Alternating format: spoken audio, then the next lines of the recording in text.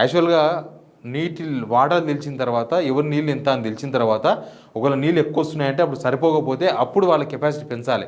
కానీ అట్లా చేస్తలేరు వాళ్ళు. లెక్కలు తేలక ముందే కెపాసిటీ పెంచుతున్నారు. ఇక్కడ నుంచి 200 టీఎంసీల నీళ్లు తీసుకుపోయే ప్రయత్నం ఆల్రెడీ వాళ్ళందరూ డిపిఆర్ తయారు చేసుకున్నారు. ఇందులో మన మేధావులు కానీ, మన జర్నలిస్టులు కానీ, మన తెలంగాణ వాదులు కానీ ఎవరు మాట్లాడతలేరు, సైలెంట్ ఉండిపోయినారు. ఎందుకో తెలియదు. ఎవరి ప్రయోజనాల కోసమో మన తెలంగాణను ఎందుకు తాకట్టు పెట్టుకోవాలనేది ఒకసారి ఆలోచించాల్సిన అవసరం ఉంది. వాళ్ళందరూ గొంతు విప్పి మాట్లాడితే ఈ ప్రమాదం నుంచి మనం బయటపడే అవకాశం ఉంటుంది.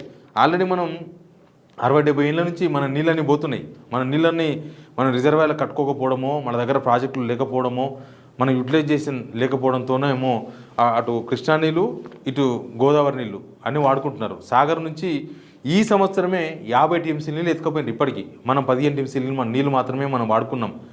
అంటే మనకు 3